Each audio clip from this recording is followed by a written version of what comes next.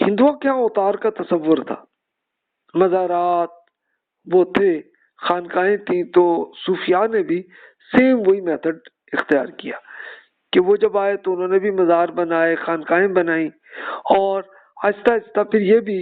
ہونے لگا کہ جو بھی ہندو یا بدھ جو مسلمان ہوتے تھے تو ان کو بتانا کہ یہ دیکھو جناب یہ بزرگ جو ہے نا یہ بھی اوتار نہیں بلکہ اس کے لیے نام کچھ اور کہہ لینا کہ جیسے ولی اللہ، لیکن پیچھے سے جو ذہن میں آئیڈیا تھا وہ وہی تھا کہ یہ اوتار کی طرح. تو یہ چلو جو صوفی بزرگ ہیں وہ نہیں اس طرح بتا رہے ہوں گے، لیکن جو نئے ایمان لاتے تھے تو وہ یہی ان کو اوتار کی طرح ہی سمجھتے تھے. تو ایک یہ سلسلہ چلنے لگا. تاریخ الدنیا باباؤں اور جوگیوں میں ہندوؤں میں بڑی محبت تھی پرانی، تو صوفیاء نے بھی یہی طریقہ اختیار کیا کہ انہوں نے بھی ہر شہر سے تھوڑا سا باہر ہٹ کے ایک جنگل کے ایریا میں سیٹل ہو گئے، وہیں پہ خانقاہیں بنائی. تو وہ پھر ہندوؤں کا بھی بڑی محبت تھی پہلے ہی، وہ اب بھی رہی، اور وہ آ کے ان سے جناب آنے لگے اور پھر آہستہ آہستہ ایمان بھی لانے لگے. تو خانقاہ اس طرح سے بنی. اچھا آج کل تو آپ کو پاکستان میں اور انڈیا میں شہر کے اندر خانقاہ نظر آئیں گی، لیکن ایکچولی جب بنی تھی تو اس وقت شہر یہاں نہیں تھا، یہ صرف ایک جنگل ہی تھا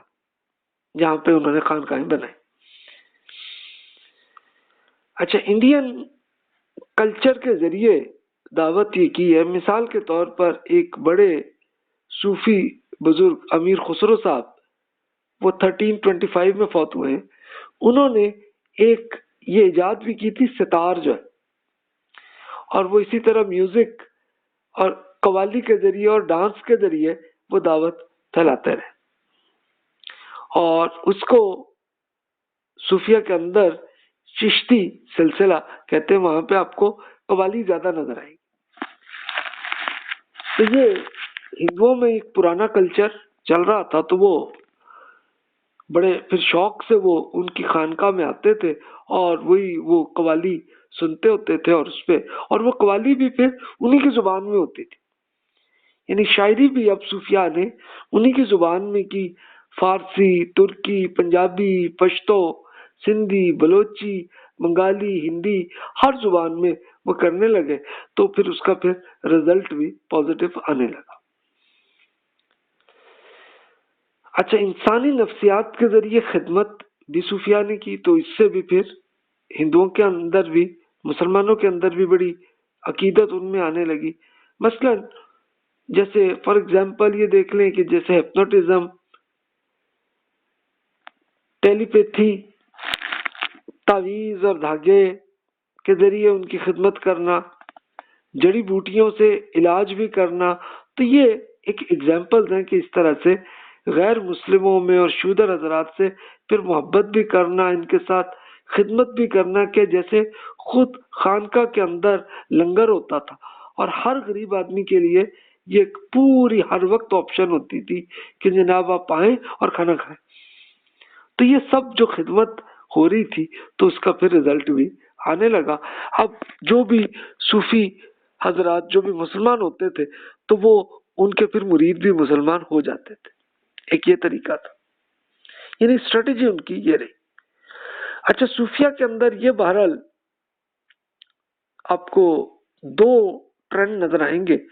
کہ کچھ صوفیہ ایسے تھے کہ جو شریعت پسند تھے، کہ جو قرآن اور سنت کے عین مطابق شریعت پہ عمل کرتے تھے وہ بھی تھے، اور کچھ ایسے صوفیہ بھی تھے جنہیں باطنی کہتے ہیں. آپ بہت تفصیل سے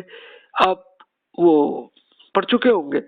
کہ ایک باقاعدہ ایک یہ طبقہ بن گیا تھا باطنی یا تو وہ کسی اور فرقے کے لوگ تھے یا پھر وہ ایسے تھے کہ جو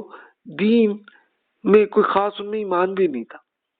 لیکن وہ بہرحال ان کے لیے ایک یہ آپشن بڑی اچھی تھی کہ وہ صوفی بنتے تو لوگ بڑی عقیدت کے ساتھ ان کے مرید بن جاتے اور وہ پھر سلسلہ چلتا رہتا تھا. تو اس طرح کے بھی صوفیہ آپ کو ملیں گے پورے انڈیا اور پاکستان میں، آپ کو ملیں گے ایسے. اور پھر یہ کرامت کا ایک پروپیگنڈا یہ ان کے مریدین نے کر دینا کہ جناب بزرگ تو یہ کر لیتے ہیں، ان کے اندر تو یہ کرشمہ ہے اور یہ کرامت ہے، تو اس طرح کر کے اس پروپیگنڈا سے لوگ پھر جناب آ جانا، آ کے ان کے جب پھر صوفیہ نے ان کی خدمت کر دینی تو لوگ پھر ان سے بڑی محبت کرنے لگے، اور کرنے لگتے تو پھر اس کے ساتھ پھر رزلٹ یہ ہونے لگا کہ آہستہ آہستہ وہ مرید بھی مسلمان ہونے لگے۔ تو یہ دونوں طرح کے ٹرینڈ آپ کو نظر آئیں گے۔ تو یہ